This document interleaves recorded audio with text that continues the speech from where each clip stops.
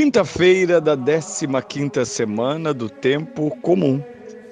Eu sou o Padre Pedro Paulo e estamos começando agora mais um programa, A Bíblia no Mundo de Hoje. Bem, nesta quinta-feira, nós queremos tratar de um dia tão importante na história da Igreja e na espiritualidade da Igreja. Sem dúvida nenhuma, trata-se da grande comemoração da Virgem do Carmelo, ou comumente conhecida Nossa Senhora do Carmo. Um dia importante em que nós somos transportados para aquela montanha tão importante, aquela colina alta, um monte, na verdade, que traz a memória dos profetas Elias e Eliseu. Ali grandes confrontos, grandes elementos, é uma montanha da profecia, né? Uma montanha da profecia. E mais ainda, ali nascerá uma tradição cristã que indica a continuidade com essa experiência do Carmelo, que são os carmelitas e as carmelitas, as nossas Teresas, por exemplo. E é São Simão, um carmelita, que receberá das mãos da Virgem este elemento importante do escapulário. É muito importante. O escapulário, ele é um elemento que vai marcar esta presença e a voz da Igreja em relação à caridade com as almas do purgatório, com o famoso privilégio sabatino. De fato, nós estamos lá no ano de 1251. São Simão Stock sabe que há risco de extinção da sua comunidade naquela região. Como todo bom cristão, confia-se à Virgem. E ela diz a ele: este é um privilégio para ti e todos os teus. Quem morrer usando, salvar-se-á. E inicialmente fará parte do hábito carmelita. Depois será destacado. E durante toda a Idade Média vai se desenvolver o privilégio sabatino. Em 1613, a Sé Apostólica, através de um decreto, né, estabelece que o povo cristão pode acreditar piedosamente na ajuda da Santíssima Virgem, as almas dos frades e confrades da Ordem do Carmo, que faleceram na graça de Deus, viverem em castidade e etc., guardando todas as práticas penitenciais da Igreja. E, sobretudo, o sábado da Virgem, é um dia em que as preces pelas almas do purgatório se fazem urgentes.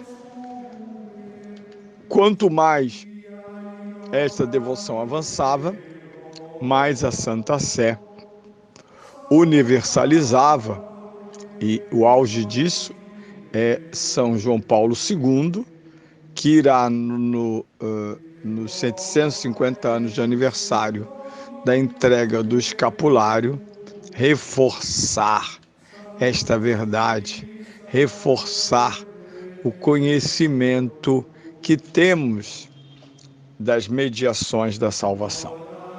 Por isso, hoje é dia de falar desta festa tão antiga, né? Muito antiga.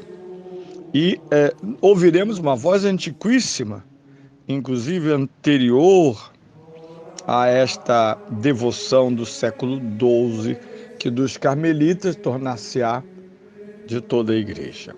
Sobretudo difusa no momento em que, em toda a Europa, mas também no Brasil, vão se formar as ordens terceiras, isto é, leigos que aproximam-se da espiritualidade, da disciplina, às vezes se tornam até mais santos que os tais frades, né? Porque acreditam tanto naquilo que ouvem, que ao viverem o que escutam, santificam-se de fato e vão formar verdadeiros tesouros, castelos e fortalezas de espiritualidade. São os irmãos carmelitas, isto é, os leigos associados àquela congregação ou ordem. Ouçamos o sermão de um papa do V século, contemporâneo de Santo Agostinho, São Leão dito Magno, o Grande. Maria concebeu primeiramente em seu espírito e depois em seu corpo. Uma virgem da descendência real de Davi foi escolhida para a sagrada maternidade. Iria conceber um filho, Deus e homem, primeiro em seu espírito e depois em seu corpo. E para evitar que, desconhecendo o desígnio de Deus, ela se perturbasse perante efeitos tão inesperados, ficou sabendo no colóquio com o anjo que era obra do Espírito Santo o que nela se realizaria.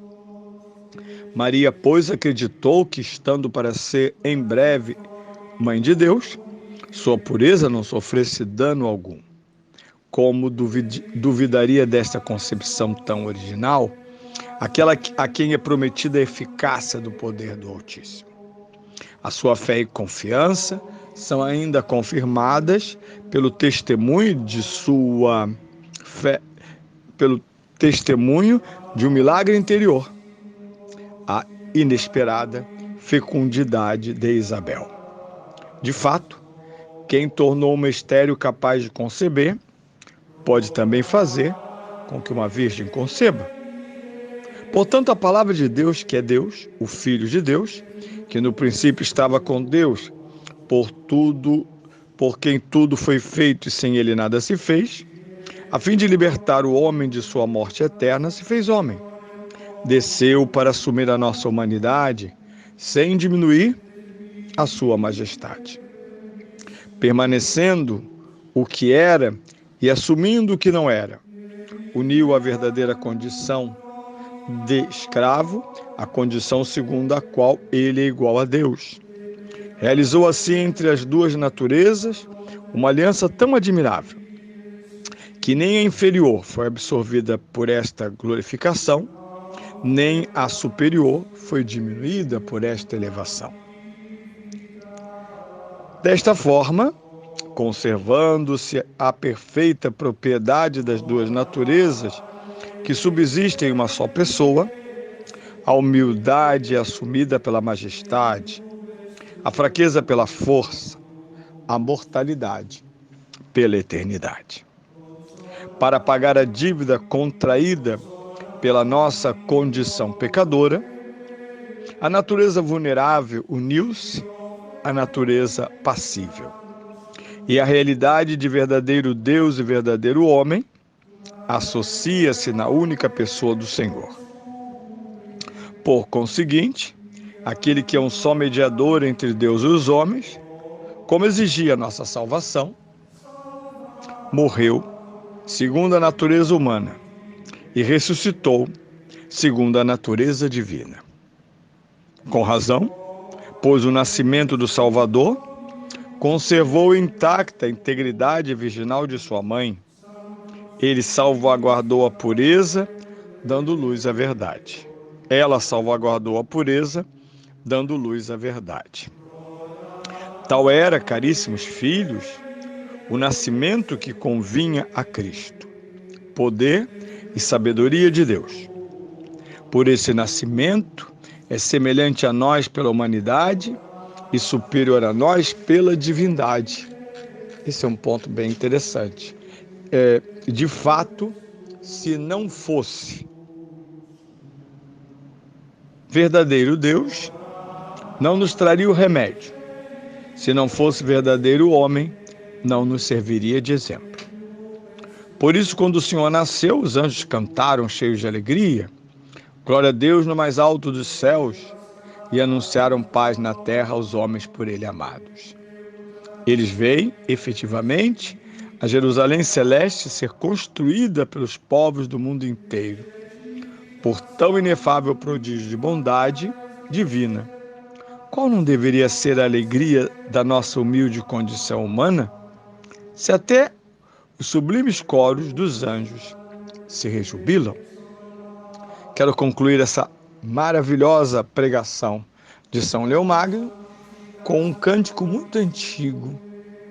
Flores Carmeli, flor do Carmelo, vitis florígera, vide florida, splendor celi, esplendor do céu, Virgo puerpura, virgem fecunda, singulares e singular, mater mitis, ó doce mãe, sede virenescia, que não conheceu o varão, Carmelites aos carmelitas, dá privilégia, concede privilégios, estela mares, estrela do mar. Com esse texto antigo, latino e português, concluamos o programa desta quinta-feira. Agradecido, desejo a todos um bom dia.